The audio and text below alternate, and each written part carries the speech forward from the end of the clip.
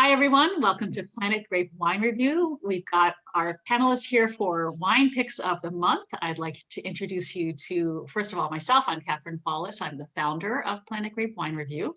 We also have Fred Swan, diploma WSET, instructor, educator, food and wine pairing expert, expert in, all things California and the world, and also a certified sommelier. We also have Lisa Granick here, a master of wine, an author, an expert in an award-winning author, and an expert in all things Georgia and Armenia as well, and some other areas of the world. She's joining us from New York. And also we have our panelist, Deborah Parker Wong, diploma WSET, also educator, amazing chef, and oh yes, wine writer, I forgot about that. So we have enough titles, I think, here for you. We're going to start with Fred's pick of the month. So Fred, what do you have for us? Hi, thanks very much, Catherine. So my pick of the month is a Pinot Noir from the Sonoma Coast. Specifically, it's from the Petaluma Gap area, though you don't see that on the label. The wine is Trombetta. It's Trombetta 2016 Pinot Noir. You'll see on the label there, it says Gap's Crown Vineyard, which is where it's from, Sonoma Coast. That region now is within the Petaluma Gap AVA, but back when they printed the labels, it was before the AVA had been finalized. So the 2017 vintage would probably say Petaluma Gap. So a lovely Pinot. It was engaging to me immediately for being distinctively savory. California Pinot Noir tends to have wonderful fruit, and this one certainly does as well. But I found it notably savory. So it's dark reddish purple in the glass. The nose was about sort of chewy black cherry, but a lot of potting soil, dried beef, sort of deli spice thing going on. Super appetizing. The palate, much the same. It was medium bodied, had very fine, slippery texture on the palate. And then along with the other things I'd mentioned, there was definitely a core of sort of blood orange flavor in there as well.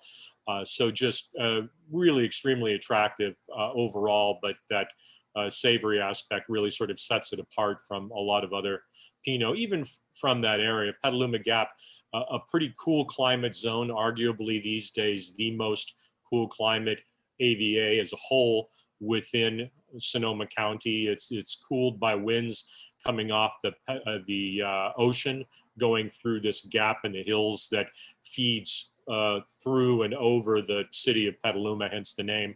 The Gap's Crown Vineyard is one of the most sought after vineyards in California, I'd say. Super well known.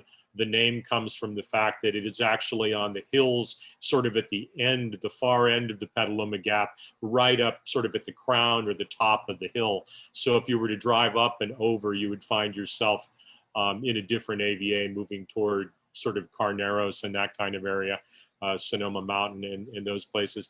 But lovely wine. It's a mix of 3 clones, 115, 667, 777. The wine is made by Erica Stancliffe. So the winery, again, Trombetta, they're specialists in specifically Pinot Noir, Chardonnay from the western part of Sonoma, Petaluma Gap, Sonoma Coast, Russian River. Erica Stancliffe, the winemaker's daughter of the Trombetta family. She's got formal training. She's got an enology degree from UC Fresno. She's worked for Paul Hobbs in Argentina, Rudd Winery in Napa Valley. And she's also the president of the Petaluma Gap Wine Association. So super serious about that area. Not a lot of this wine made. There's sort of boutique quantities. There's 313 cases of this particular wine, but it is readily available from the winery direct. It's only, I'd say only at $65, which I think is a great price for this wine of this quality. I give it 94 points. And if you're feeling adventurous or curious, they also have on the website the 15 and 2014 vintages available. So you could go up there and buy yourself a little vertical.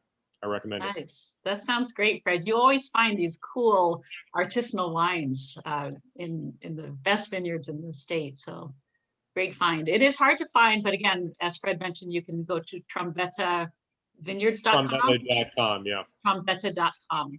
Actually, trombettawines.com. Oh, there we are. Great.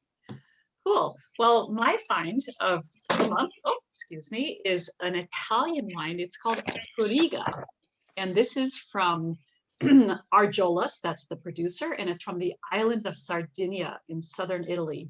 And I love this wine because it is just so expressive. It really takes you to the place. Sardinia is a very unique place. It's got a lot of colorful history, and it's known for mostly for simple wines called Cannonau, that's kind of the name of the grape and of the wine. And it's Cannonau is by some accounts Garnacha or Grenache, but by some accounts Garnacha or Grenache is Cannonau. So it depends where it started. But anyway, it's similar to Grenache in the weight and feel. And this wine Touriga is 85% Cannonau, but it's got a little Carignano, it's got a little Bovale, it's got a little of these other indigenous grapes that grow wildly on the island. And it is just so expressive and unique. It's got everything you expect in a nice Italian red. It's got like black licorice and a little chocolate mint, but it's ripe, it's full. It's got a little Fernet Branca as well, and a little thyme and scrub. Really lovely, full, but tart and fresh. And it's got that kind of nice, refreshing, mouth-watering aftertaste that makes you want to take a bite of your food. This is a wine I gave 94 points, and it's $95. So it's kind of up there. I like to pick wines that are not so pricey, but today we're going all out.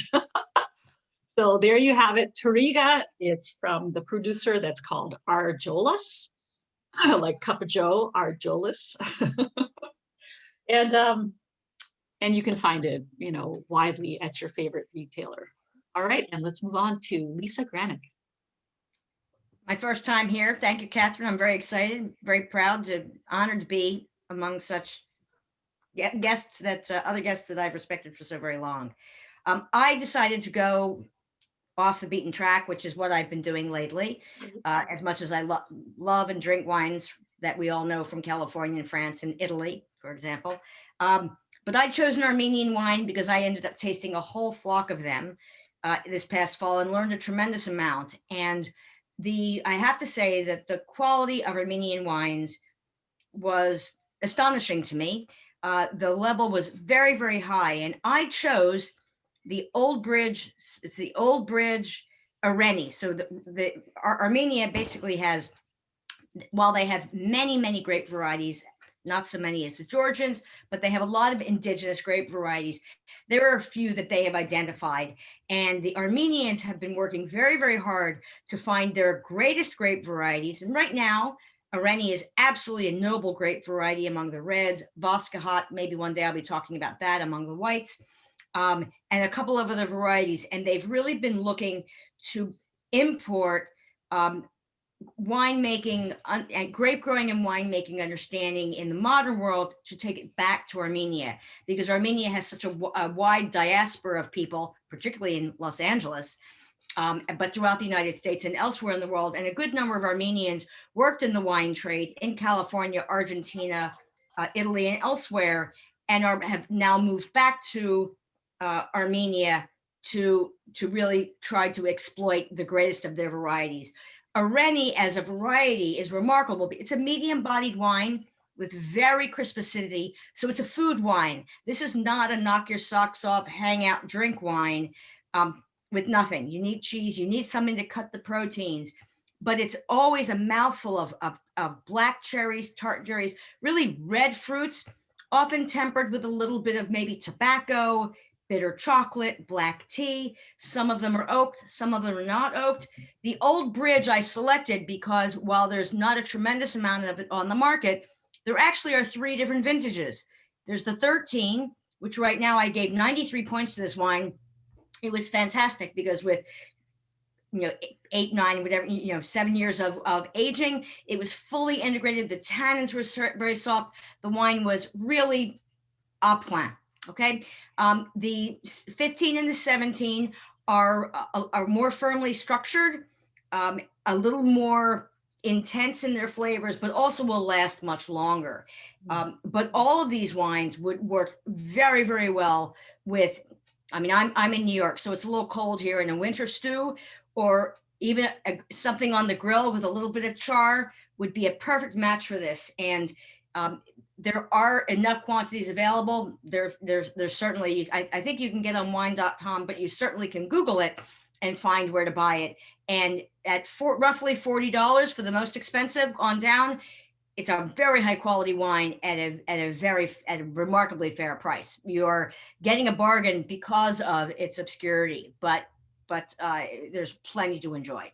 Wow, sounds great. And you are an expert in this field, so you know. All right, well, that's our final wine of the month, Deborah.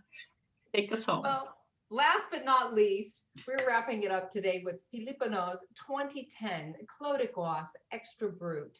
This is a celebratory bottle, and we have many things to celebrate here in the US at this moment. This is an extraordinary single vineyard Champagne that is always vintage dated.